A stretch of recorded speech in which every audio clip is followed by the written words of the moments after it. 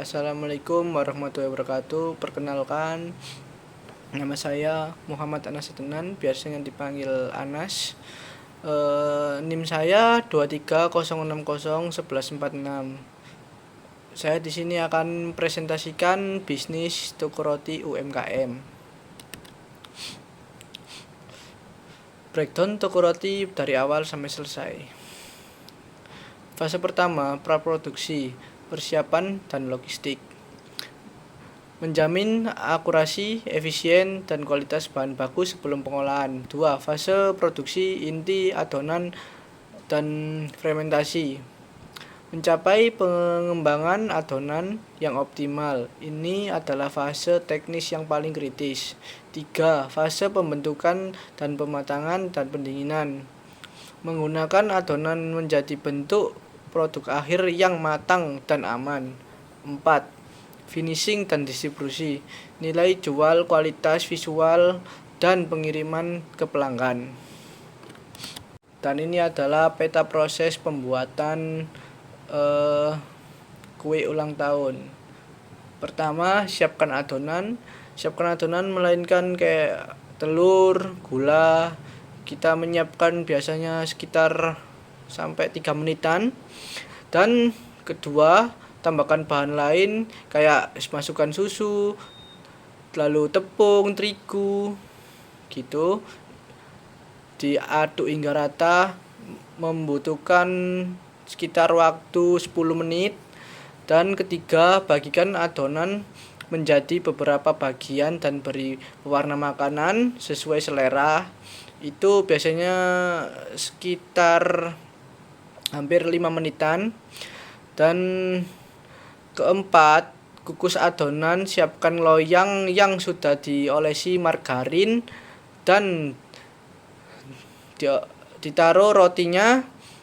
Lalu siapkan lapisan selama 15 sampai 20 menit. Lalu kelima, dinginkan kue. Setelah matang, angkat dan biarkan dingin sebelum dihias. Itu memakan sekitar waktu 5 sampai 6 menitan. Dan untuk yang terakhir keenam, menghias kue sekitar 1 sampai 30 menitan ya. 1 jam sampai 30 menitan sesuai request yang diinginkan pelanggan. Lanjut, hasil tabulasi produksi harian breakdown. Tanggal 1, targetnya 10, hasil baik, rusaknya 1,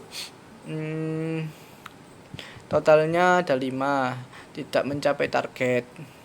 Dan seterusnya kita lihat langsung ke sampingnya. Ini adalah 10 ke bawahnya lagi. Dan ini targetnya tetap sama, 10, 10, 10, 10, 10. Hasilnya pasti banyak yang bagus daripada rusaknya, karena kemungkinan kecilnya itu rusaknya itu hampir nggak ada. Jadi kita sangat sulit menemukan kegagalan dalam membuat roti itu. Dan ini untuk foto yang gagalnya ya, salah satu dari yang gagalnya. Oke, lanjut. Untuk klarifikasi hasil produksi yang dikategorikan tidak bermutu atau tidak sesuai standar usaha. Oke. 1. Tekstur.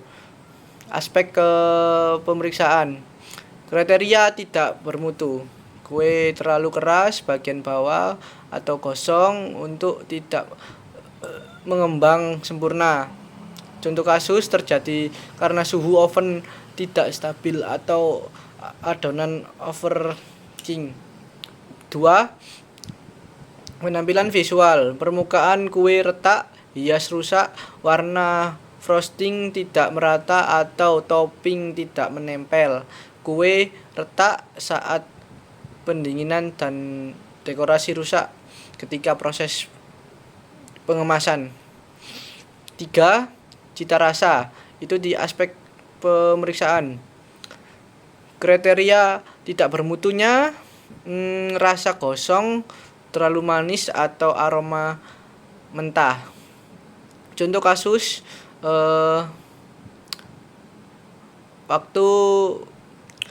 akibat waktu pengenalan tidak sesuai SOP atau bahan tidak tercampur rata. 4. Kualitas produk, jumlah hasil tidak mencapai target harian disebabkan gangguan alat oven listrik padam dan kekurangan bahan baku. 5. Potensi produksi. 6. Kebersihan produk. 7. Pengemasan. Itu bisa dibaca sendiri di PPT saya. Dan kita lanjutkan kualifikasi produk. Ini produk bermutunya, dan ini produk catatan ringan. Produk tidak bermutu, ini saya wawancara langsung sama orangnya. Langsung kita foto produk dan dokumentasinya. Ini kue ulang tahunnya, cukup bagus. Dan terakhir, terima kasih. Itu saja yang bisa saya sampaikan. Kurang lebihnya mohon maaf. Assalamualaikum warahmatullahi wabarakatuh.